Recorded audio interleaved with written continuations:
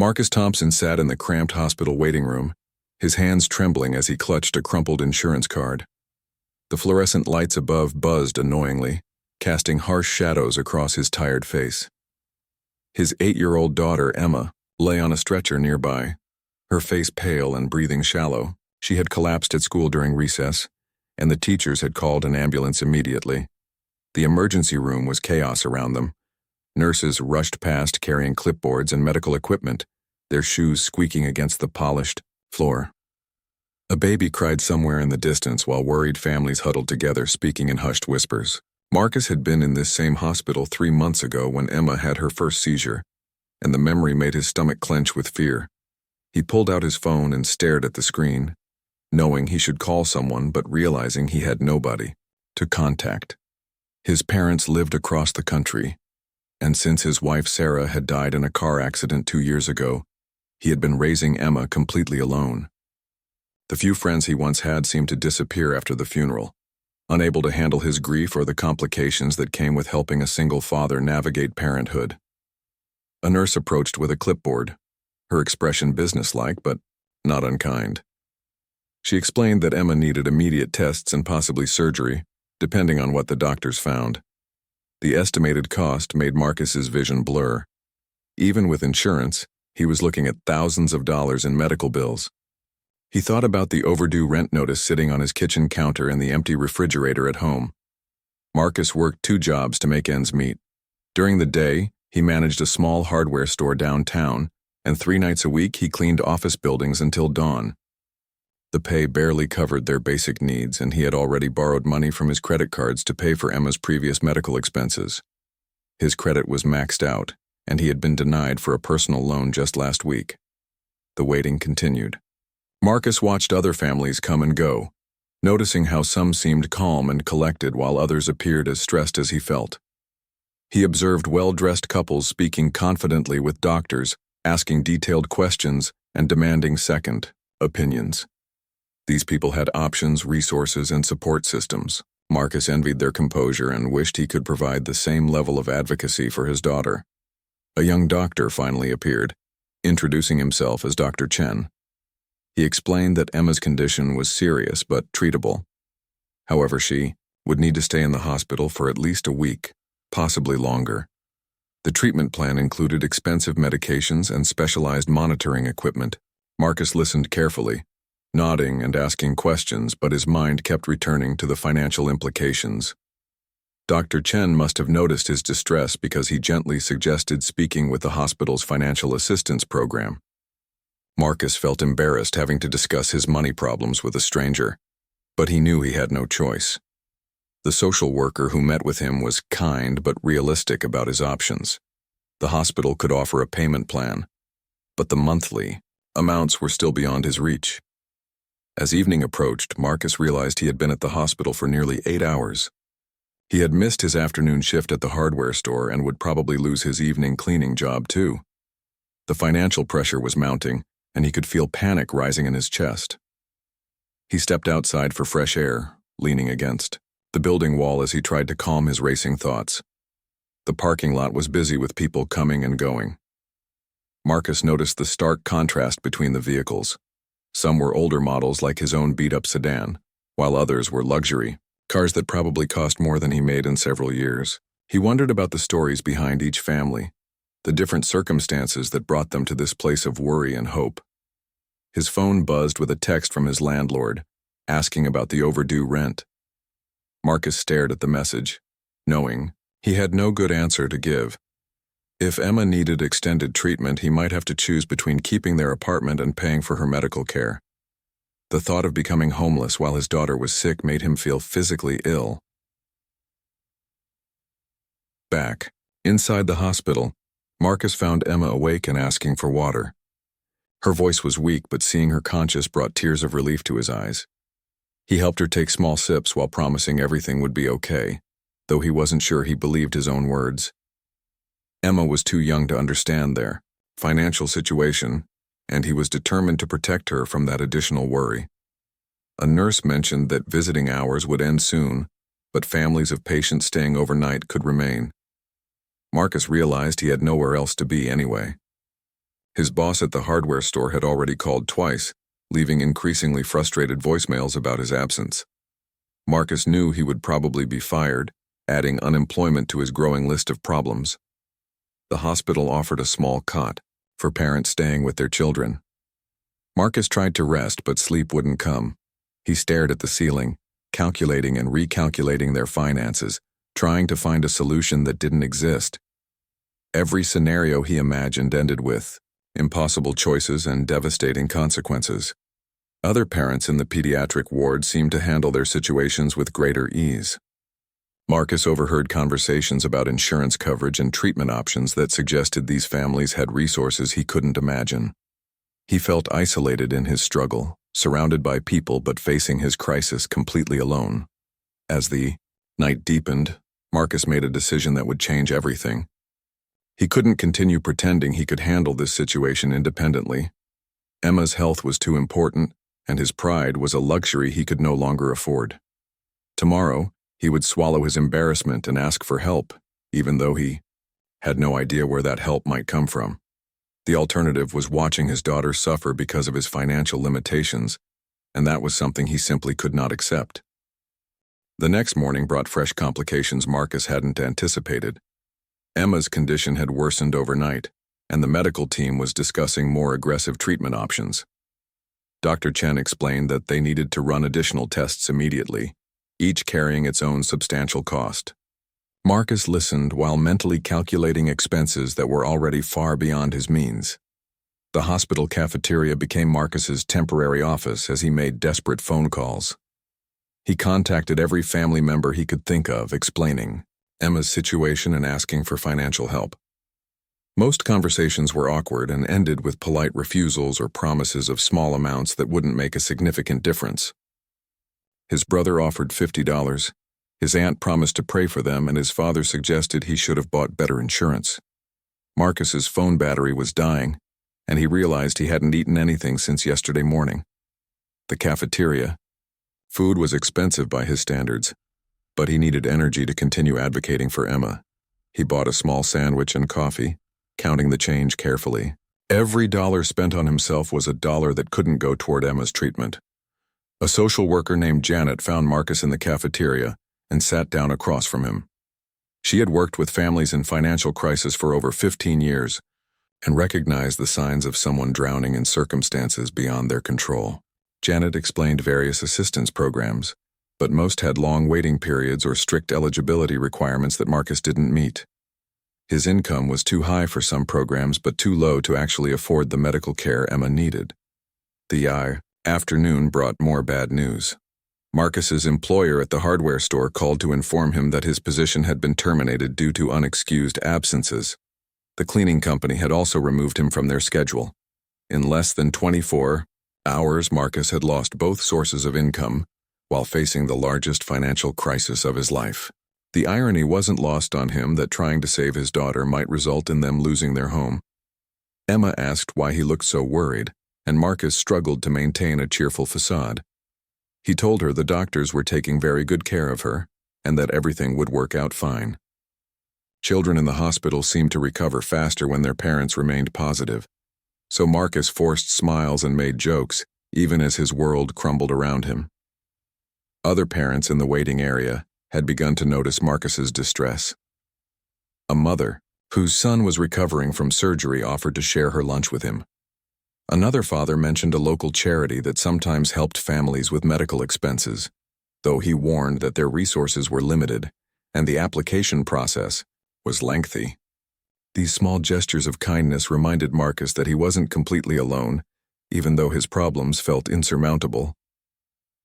The hospital's financial counselor scheduled a meeting with Marcus to discuss payment options. The conversation was professional, but depressing. Even the most generous payment plan would require monthly amounts that exceeded Marcus's previous income. The counselor suggested that Marcus might need to consider transferring Emma to a county hospital with more charitable care options, but Dr. Chen had already explained that Emma's condition required specialized equipment that wasn't available at other facilities. Evening visiting hours brought a steady stream of families reuniting with their patients. Marcus watched fathers arriving with flowers and mothers carrying balloons, evidence of normal lives continuing outside the hospital walls. Some visitors wore expensive clothing and jewelry, while others looked as tired and worried as Marcus felt.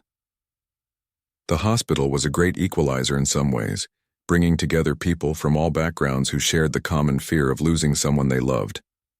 Marcus called his landlord to explain the situation and request more time to pay rent. The conversation didn't go well.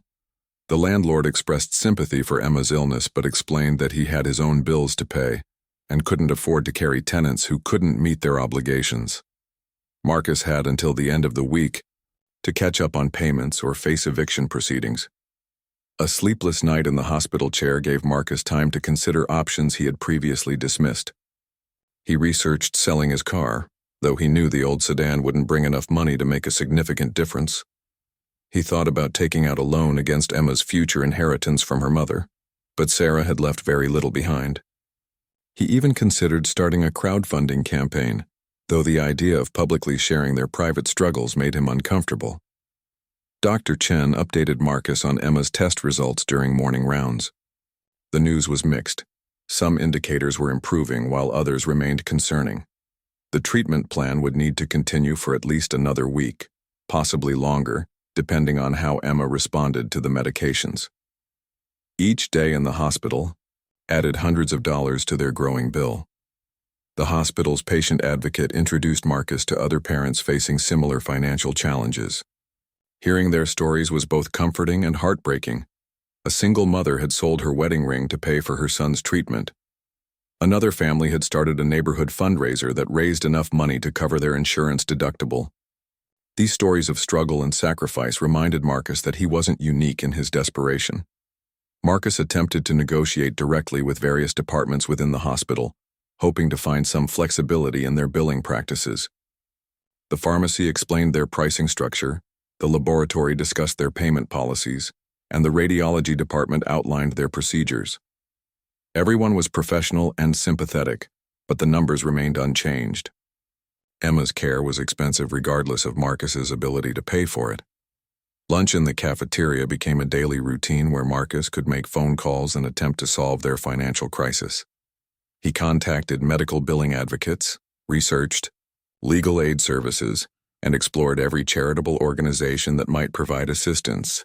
Most programs had waiting lists or requirements that eliminated Marcus from consideration. The few that might help could only provide partial assistance months in the future. The stress was beginning to affect Marcus physically. He experienced headaches, stomach problems, and difficulty sleeping even when exhaustion overwhelmed him. Other parents in the ward noticed his declining condition and expressed concern. A father whose daughter had been in the hospital for several weeks advised Marcus to take better care of himself, explaining that Emma needed her father to remain healthy and strong throughout her recovery. As the second day ended, Marcus realized he was no closer to solving their financial crisis than when Emma first collapsed. The bills continued mounting, his income had disappeared, and eviction loomed over their uncertain future. He felt trapped in a system designed to help people who already had resources while offering limited options for those who truly needed assistance. Tomorrow would bring new challenges, but Marcus was running out of ideas and time to address them. The third day brought Marcus to his breaking point. Emma had suffered another seizure during the early morning hours, requiring immediate intervention from the medical team. Watching his daughter's small body convulse while machines beeped urgently around her bed was more than Marcus could emotionally handle. After the episode passed and Emma stabilized, Marcus found himself sobbing in the hallway, finally releasing the stress and fear he had been holding inside. A nurse named Patricia approached Marcus with tissues and a gentle touch on his shoulder. She had been working in pediatric care for 20 years and had seen countless parents reach this moment of overwhelming despair. Patricia didn't offer empty reassurances or try to minimize Marcus's situation. Instead, she simply sat with him in silence, providing the human connection he desperately needed. The hospital social worker arranged a meeting with additional resources Marcus hadn't known existed. A representative from a local church group explained their emergency assistance program, which could help with small amounts for basic needs like food and transportation. A volunteer from a children's medical charity discussed their application process, though she warned that approval could take several weeks. These options provided hope, but Marcus needed immediate solutions. Dr. Chen pulled Marcus aside to discuss Emma's treatment plan with brutal honesty. The current approach wasn't working as effectively as they had hoped, and Emma would need more aggressive therapy that would significantly increase the cost. The doctor understood Marcus's financial constraints and offered to consult with colleagues about alternative treatments that might be less expensive, though potentially less effective. Marcus made the difficult decision to contact a local television station that sometimes featured human interest stories about families in crisis. The reporter who responded was sympathetic and professional, explaining that while they couldn't guarantee coverage, Emma's story might generate community support. The idea of making their private struggle public made Marcus uncomfortable. But he was willing to try anything that might help his daughter.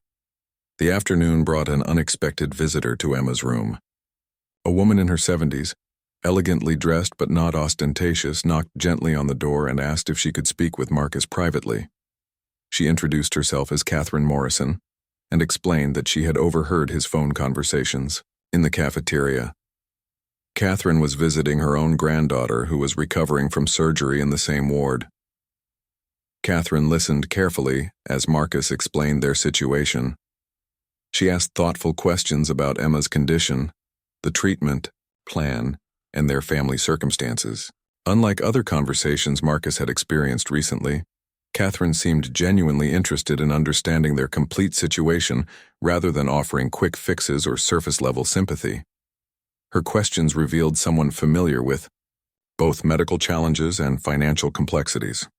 After their conversation, Catherine excused herself to make some phone calls. Marcus didn't think much about their interaction, assuming she was simply a kind stranger offering emotional support. He returned his attention to Emma, who was showing signs of improvement from the morning's medication adjustments. Her color looked better, and she was asking for her favorite book to be read aloud. The evening brought more financial stress when Marcus received an email from his insurance company. They were questioning some of the charges for Emma's treatment and threatening to deny coverage for procedures they deemed experimental or unnecessary. Marcus spent hours on the phone with customer service representatives, trying to navigate their bureaucracy while advocating for his daughter's care. The conversation left him frustrated and more worried about their mounting expenses. Marcus's phone rang around 9 o'clock with a call from an unknown number. The woman on the other end identified herself as Sarah Chen, a financial counselor from a charitable foundation that assisted families with medical expenses. She explained that someone had contacted them about Emma's situation and requested that they review the family's case for possible assistance. Sarah wanted to schedule a meeting for the following morning to discuss their options. Sleep remained elusive for Marcus that night, as he wondered who might have referred them to this foundation. The hospital social worker had mentioned submitting applications to various organizations, but this call seemed different, more immediate and promising than the other resources they had explored. Marcus tried not to get his hopes up, knowing that disappointment would be devastating at this point. Emma woke up asking for breakfast, the first time in days she had shown interest in eating. This small sign of recovery gave Marcus renewed energy to continue fighting for her care. He helped her eat scrambled eggs and toast while she told him about a dream she'd had featuring dancing unicorns. These moments of normalcy reminded Marcus why all his struggles were worthwhile. The hospital chaplain stopped by during morning rounds, offering spiritual support and practical resources. Marcus wasn't particularly religious, but he appreciated the chaplain's non-judgmental presence and genuine concern for their well-being. The chaplain mentioned a discretionary fund that sometimes helped families with immediate needs like parking fees and meals, small assistance that nonetheless provided meaningful relief. Dr. Chen reported that Emma's latest test results showed gradual improvement, though she would still require several more days of intensive treatment. The medical team was optimistic about her long-term prognosis, but the extended hospital stay continued adding to their financial burden. Marcus calculated that they now owed more money than he had previously made in an entire year. The meeting with Sarah Chen from the charitable foundation took place in a small conference room near the hospital's main lobby. Sarah was professional and thorough, requesting detailed financial information and medical records. She explained that their foundation typically assisted families who fell into a specific category, too affluent for government assistance, but not wealthy enough to afford major medical expenses without hardship. During their conversation, Sarah mentioned that a donor had specifically requested that Emma's case receive priority consideration. She couldn't reveal the donor's identity due to privacy policies, but assured Marcus that this person had provided enough information about their situation to warrant immediate attention. Marcus was puzzled but grateful for this unexpected advocacy from an unknown source. The foundation's preliminary review suggested that Marcus's family qualified for substantial assistance, though the final approval process would require additional documentation and review. Sarah provided Marcus with forms to complete and promised to expedite their application through the system. For the first time since Emma's collapse, Marcus felt genuine hope that they might survive this crisis. As the day ended, Marcus reflected on the unexpected kindness he had encountered from strangers, the elegant older woman who had listened to his story, the mysterious donor who had advocated for Emma, and the foundation representative who was working to help them. These people had appeared when Marcus felt most alone and desperate.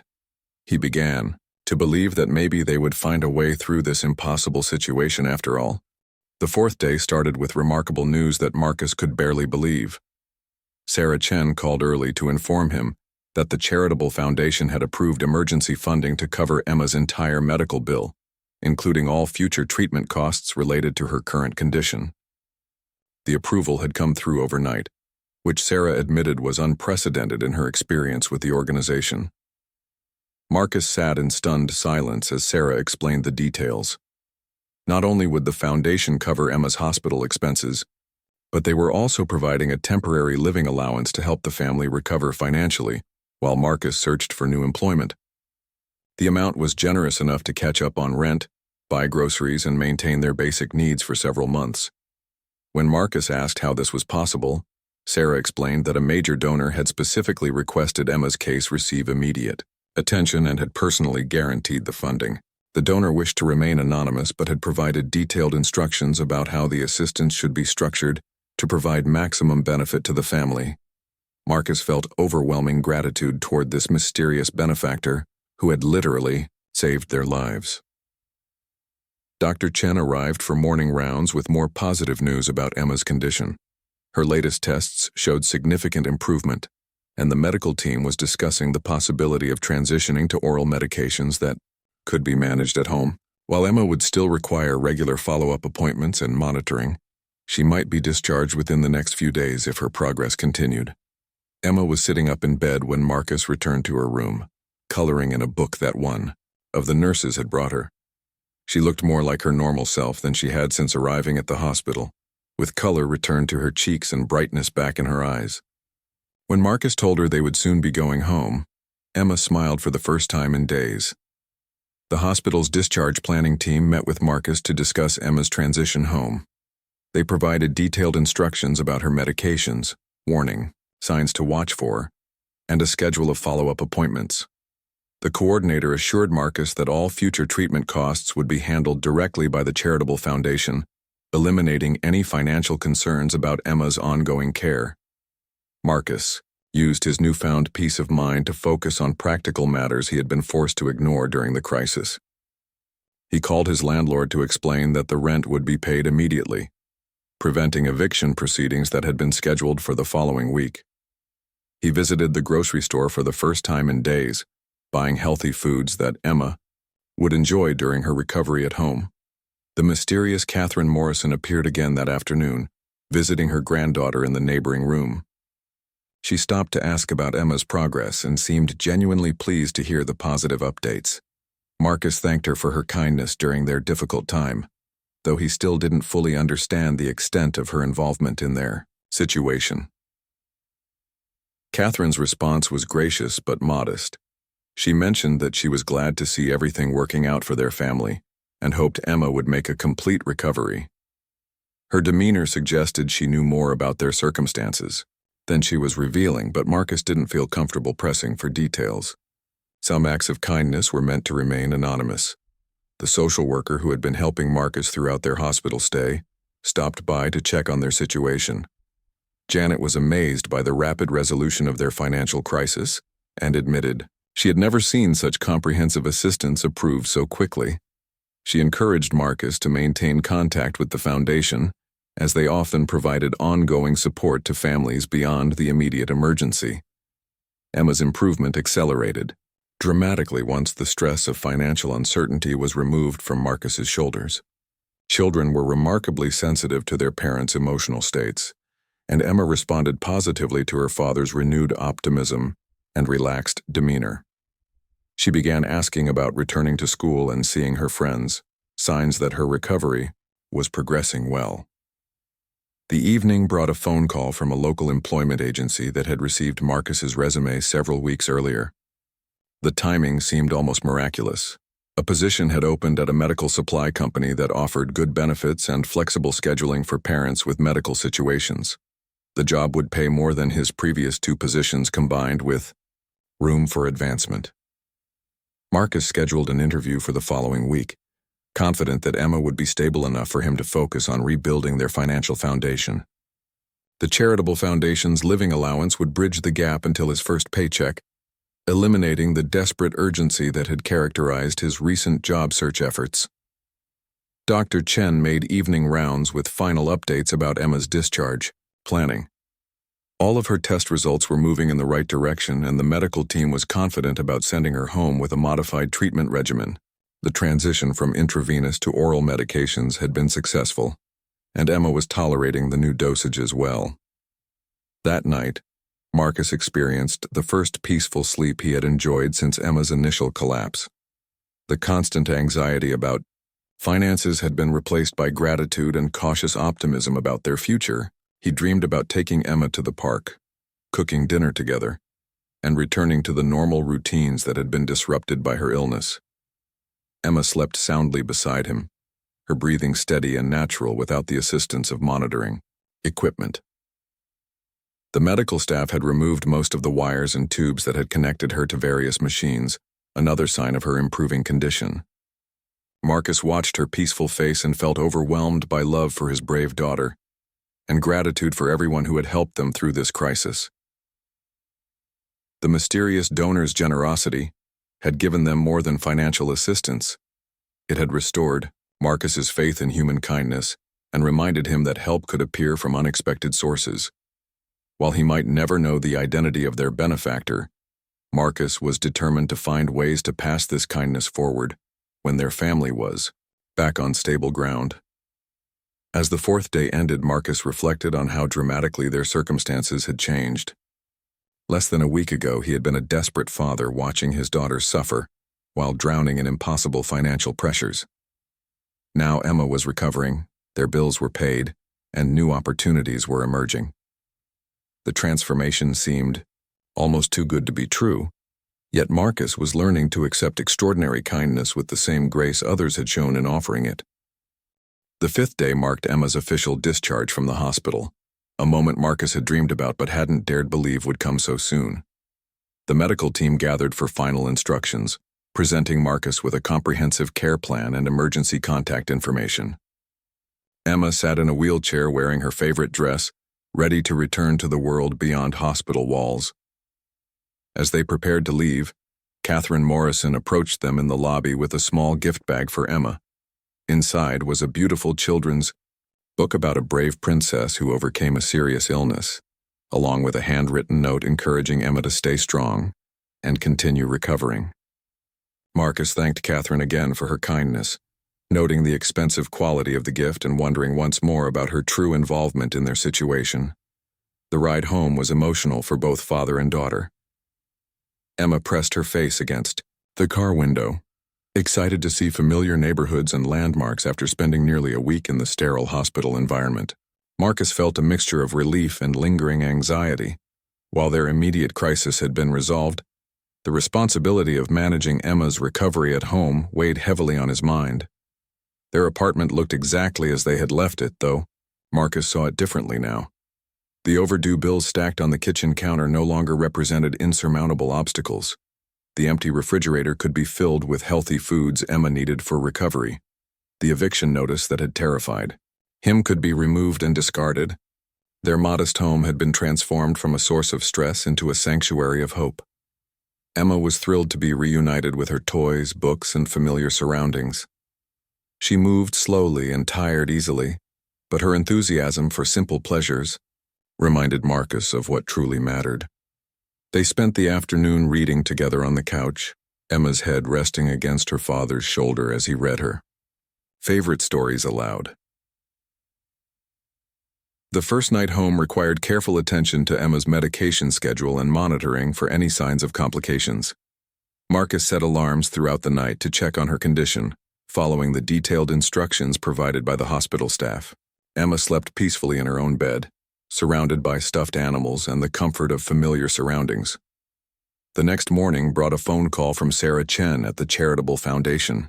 She wanted to check on Emma's transition home and remind Marcus about resources available for ongoing support. The foundation provided access to home health services, transportation assistance for medical appointments, and educational support to help Emma catch up on schoolwork she had missed during her illness. Marcus's job interview at the medical supply company exceeded his expectations.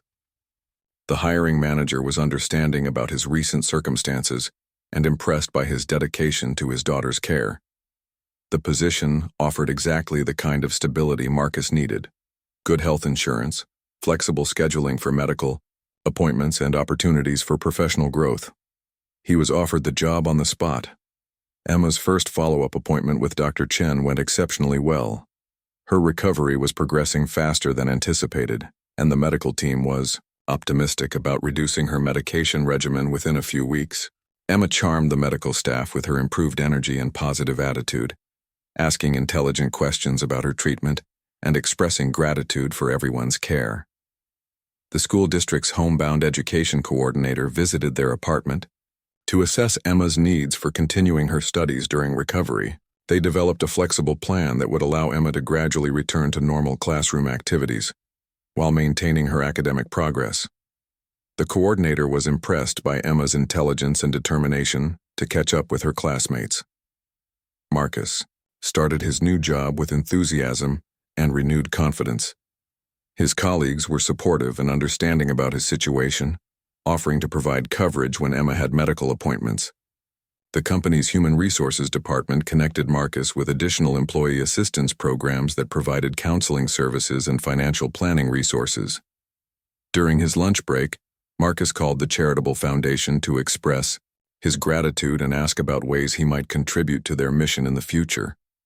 Sarah Chen explained that many families who had received assistance eventually became donors or volunteers, creating a cycle of support that helped other families facing similar crises. Marcus committed to making regular donations once his financial situation stabilized. Emma's strength continued improving daily, allowing them to establish new routines that accommodated her recovery needs while returning to normal family life. They took short walks around their neighborhood, prepared healthy meals together, and spent evenings reading and playing quiet games. These simple activities felt precious after the uncertainty and fear they had experienced. The mysterious benefactor's generosity extended beyond medical bills and living expenses. The foundation contacted Marcus about an education fund that had been established for Emma's future college expenses. The anonymous donor wanted to ensure that Emma's illness wouldn't impact her long-term educational opportunities or create financial burdens for her father's future. Marcus researched the Charitable Foundation more thoroughly, learning about their history and mission of assisting families with medical crises. The organization had been operating for over 30 years, helping thousands of families navigate similar challenges. Their approach emphasized dignity, privacy, and comprehensive support that addressed both immediate needs and long-term stability. 3. Weeks after leaving the hospital, Emma was cleared to return to school part-time. Her teacher and classmates welcomed her back with enthusiasm, and Emma was excited to reconnect with her friends and resume her favorite activities. The school nurse was briefed on Emma's condition and provided with emergency protocols, giving Marcus peace of mind during her school hours. The transformation in their lives was remarkable, but not entirely surprising to those who had observed Marcus's dedication during Emma's crisis. The hospital staff who had witnessed his struggles and determination weren't shocked by their positive outcome. They had seen how love, persistence, and community support could overcome seemingly impossible circumstances. Marcus established a routine of weekly gratitude letters to the charitable foundation, updating them on Emma's progress and expressing appreciation for their intervention. While he couldn't thank the anonymous donor directly, Marcus hoped these updates would reach the person whose generosity had saved their family from financial ruin and emotional devastation. As the 5th week of Emma's recovery concluded, Marcus reflected on lessons learned during their crisis. He had discovered reserves of strength he didn't know he possessed, witnessed extraordinary kindness from strangers, and experienced the power of community support during desperate times. Their story had transformed from one of desperation into a testament to human compassion and the importance of never giving up hope. 6 months after Emma's discharge from the hospital, Marcus received an unexpected invitation that would finally reveal the identity of their mysterious benefactor. The charitable foundation requested his presence at their annual gala, explaining that a major donor specifically wanted to meet Emma and hear about her recovery progress. Marcus accepted the invitation with curiosity and gratitude, never suspecting the shocking revelation awaiting them.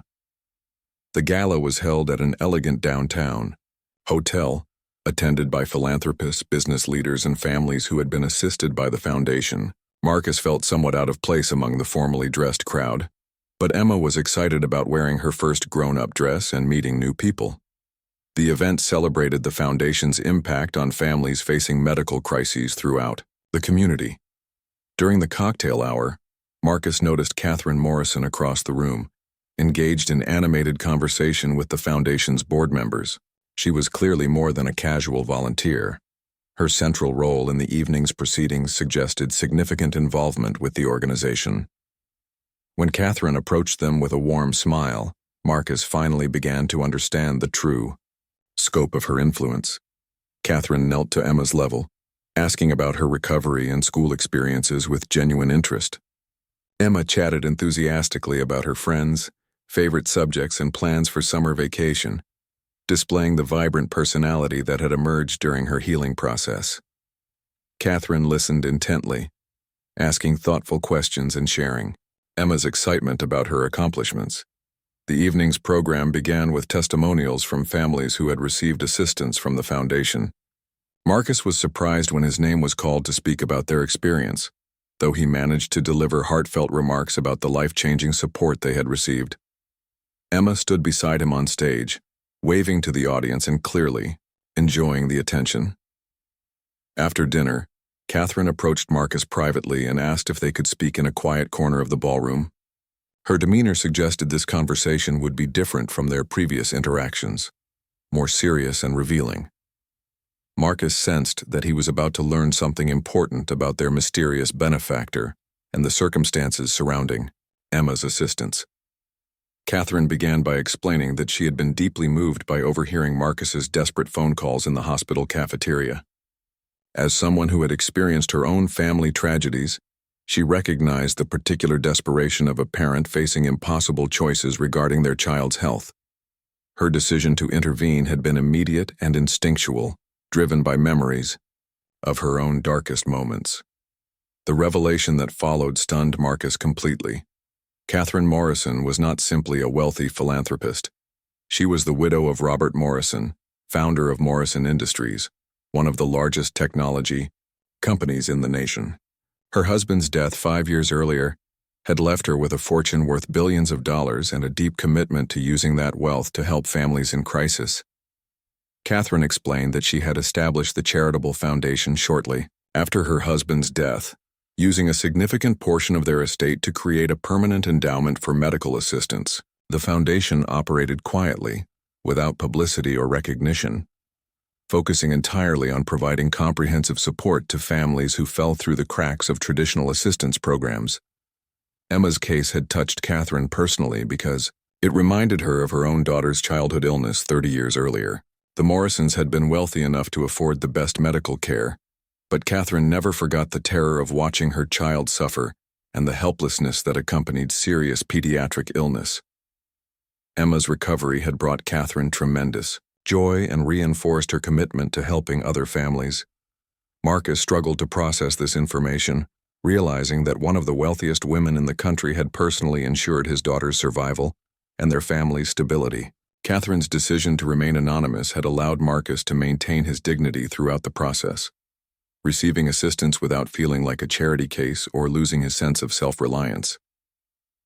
Catherine revealed additional details about the assistance they had provided. Beyond covering Emma's medical expenses and establishing her education fund, the foundation had quietly arranged for Marcus's job opportunity at the medical supply company. Catherine served on the company's board of directors and had personally recommended Marcus for the position based on the character he had displayed during Emma's crisis. The conversation continued as Catherine shared her philosophy about wealth and responsibility. She believed that extraordinary resources came with extraordinary obligations to help others, particularly families facing circumstances beyond their control. Her foundation had assisted over 3,000 families during the past 5 years, always maintaining privacy and dignity for the recipients. Marcus felt overwhelmed by the magnitude of Catherine's generosity and the realization that their entire recovery had been orchestrated by someone who barely knew them. Catherine gently reminded him that his love, determination, and advocacy for Emma had been the most important factors in her recovery. The financial assistance had simply removed obstacles that prevented him from focusing on what truly mattered. Emma approached them during their conversation, tired from the evening's excitement but glowing with happiness. She thanked Catherine for the beautiful dress she had worn to the gala, a gift Catherine had arranged through the foundation. Emma's genuine warmth and gratitude clearly moved Catherine, who embraced the little girl with tears in her eyes as the gala concluded. Catherine made an unexpected proposal to Marcus. The foundation was expanding its operations and needed someone with first-hand experience of medical financial crises to help develop better support systems for families. She offered Marcus a position as program coordinator, working directly with families while they navigated medical emergencies. The job offer represented more than employment. It was an opportunity for Marcus to transform his traumatic experience into meaningful work helping other families facing similar challenges. The position would utilize his natural empathy, problem-solving skills, and unique understanding of the barriers families encountered when seeking assistance during medical crises. Marcus accepted the position immediately, knowing this work would provide deep personal satisfaction while ensuring financial stability for his family. Catherine explained that many of the foundation's most effective staff members were people who had previously received assistance themselves, bringing authentic understanding to their interactions with desperate families. The drive home from the gala was quiet as Marcus and Emma processed the evening's revelations. Emma was fascinated by the idea that the kind lady from the hospital was actually incredibly wealthy and had secretly helped their family. She asked innocent questions about why rich people sometimes helped poor people, leading to meaningful conversations about kindness, generosity, and helping others. Marcus's new role with the foundation began the following month, allowing him to transition gradually while maintaining his responsibilities at the medical supply company. His first case involved a family whose situation mirrored his own experience 6 months earlier, a single parent facing impossible medical expenses while trying to advocate for their sick child's care. The work was emotionally challenging but deeply rewarding. Marcus found that his personal experience gave him credibility and connection with families that other social workers couldn't match. He understood their desperation, fear, and pride in ways that transformed his ability to provide meaningful assistance and emotional support. Catherine became a mentor and friend to Marcus, sharing insights about philanthropy, family resilience, and the importance of maintaining hope during difficult circumstances. Their relationship evolved from donor and recipient to colleagues united by a shared mission of helping families overcome medical financial crises. Emma thrived in her new circumstances, excelling academically and developing a mature understanding of gratitude and social responsibility. She volunteered at local children's charities and expressed interest in becoming a doctor to help sick children like herself. Her recovery had been complete, with no lingering effects from her original illness. The foundation established an annual scholarship in Emma's name, providing educational assistance to children who had experienced serious medical conditions. The scholarship recognized not only academic achievement, but also resilience, character, and commitment to helping others, values that Emma embodied despite her young age. 2 years after their crisis began, Marcus reflected on how profoundly their lives had changed. What started as a desperate father's breakdown in an emergency room had evolved into a story of community support, anonymous generosity, and the power of human connection. Their experience had transformed them from recipients of charity into advocates for other families facing similar challenges. The most remarkable aspect of their story wasn't the financial assistance or even Emma's recovery. It was the reminder that extraordinary kindness could appear when least expected, often from people who understood suffering and chose to transform their own pain into healing for others. Catherine Morrison's decision to help a struggling father and his sick daughter had created ripple effects that continued spreading hope to families throughout their community. Marcus never forgot the lesson that desperate circumstances could become catalysts for profound transformation, both for those who received help and those who provided it. Their story became a testament to the truth that in our darkest moments, help often arrives from unexpected sources, carried by people who understand that we are all connected in our vulnerability and our capacity for extraordinary compassion.